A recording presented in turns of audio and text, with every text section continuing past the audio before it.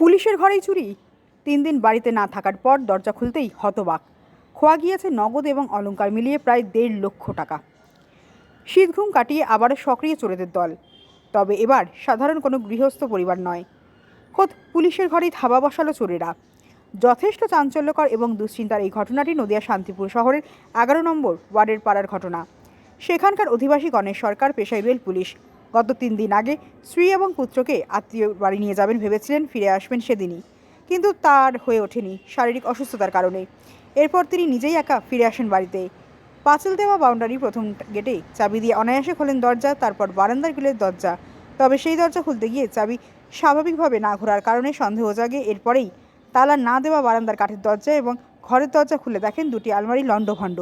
Locker ভেঙে উধাও নগদ 22,000 টাকা এবং নিজের সোনার আংটি, ছেলের গলার চেন, স্ত্রীর নেকলেস সহ একাধিক শিব ঠাকুরের লকেট। এছাড়া রূপো কিংবা স্ত্রীর রাখা গহনা কিংবা মূল্যবান জিনিসপত্রের কথা এখনও জানেন না গণেশবাবু। ইতিমধ্যেই শান্তিপুর থানায় ফোন করে জানালে পুলিশ প্রশাসন এসে খতিয়ে দেখে যায়। তবে শান্তিপুর থানায় একটি লিখিত অভিযোগ জানানোর পরামর্শ দেন তারা। এলাকার অধিবাসীরা জানাচ্ছেন, কোনোদিনই এপাড়ায় এ ধরনের ঘটনা ঘটেনি। তার উপর ফার্নিচার বাজারে ঝকঝকে আলো তার মূল রাস্তার পাশের বাড়ি পর্যন্ত পৌঁছায়। ওই দোকান এবং গণেশবাবুর বাড়ির পেছনে রয়েছে সিসি ক্যামেরা, তা খতিয়ে দেখা দরকার। তবে এই 3 দিনের মধ্যে কোনো দিন নাকি রাতে তা কিছুই আন্দাজ করা যাচ্ছে না। অন্যদিকে গণেশবাবু এ বিষয়ে কাউকে সন্দেহ করছেন না। তবে একের পর এক চুরির ঘটনার পরেও পরপর 3 দিন বাড়িতে না থাকে এবং ঘরের দরজা, বারান্দার কাঠের দরজায় তালা না দেওয়া আরও সহজ হয়েছে এই দুষ্কর্ম ঘটাতে, এমনটাই মনে করছেন প্রতিবেশীরা। তবে ইতিমধ্যেই তদন্তে নেমেছে প্রশাসন। অর্নামেন্ট ছিল আমার আংটি, মানে সোনার আংটি, ছেলের চেন, ওয়াইফের নেকলেস, আর একটা হচ্ছে শিব ঠাকুরের লকেট। এগুলো সব সোনার? হ্যাঁ। আর রূপোর কিছু ছিল? রূপোর আমিও জানি না আরো কি কি ছিল। আচ্ছা। যেগুলো ছিল আরো হয়তো কিছু আর ছিল, cash? সেটা আমি জানি না। ক্যাশ ছিল 22,000 টাকা। আচ্ছা, আপনি আপনার 3 জনের ফ্যামিলি মেম্বার কেউই ছিলেন না? না। কদিন ছিলেন না? আমি 3 দিন ছিলাম না।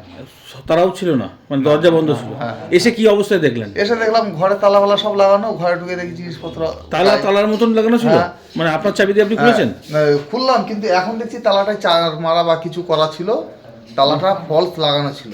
আচ্ছা, আপনি চাবিটা আপনি ঘুরিয়েছেন, হ্যাঁ, কিন্তু হ্যাঁ। প্রকৃতপক্ষে চাবি দিয়ে খোলেননি, এমনিই খুলেছেন। এখন তাই দেখছি। কটা তালা আছে? আর ঘরের এই দরজাটা?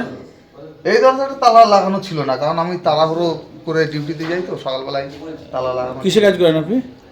আমি কাজ করি একটা রিলেজ। আচ্ছা, তো আপনার এই এরকম অতীতে কখনো হয়েছে? না না, এই তো এই আজকে প্রথম। তো সিসি ক্যামেরা বা কিছু আছে বাইরে দেখার মতন? সিসি ক্যামেরা একটা আছে, ফার্নিচার বাজারে একটা আছে, আমার ঘরের পিছনে একটা আছে। এবার যদি এটা দেখি, তার মানে 3 দিনের মধ্যে রাত্রে হতে পারে, দিনে হবে, কোন সময় বুঝতে পারছেন না না? না। কোনো সন্দেহ কাউকে কিছু করছেন? না, সন্দেহ করছি। শান্তিপুর থানায় লিখিত অভিযোগ জানাচ্ছেন? হ্যাঁ হ্যাঁ, নিয়ে যাবো এখন। আচ্ছা, তাহলে কত টাকার, মানে নগদ কত টাকা? নগদ 22,000 টাকা, আর আর অর্নামেন্ট দিয়ে মোটামুটি 1,30,40,000 টাকা। আচ্ছা, তা পরিবারের অন্যান্য সদস্য ফিরেছে আজকে আপনারই সাথে? না না, আমি আপনি একাই ফিরেছেন, তারা পরে ফিরবে বলে। কি নাম আপনার? আমার নাম গণেশ সরকার। এই জায়গাটার নাম? শান্তিপুর বেরপাড়া। নদিয়া থেকে কুহেলি দেবনাথের রিপোর্ট, সুন্দর বাংলা নিউজ।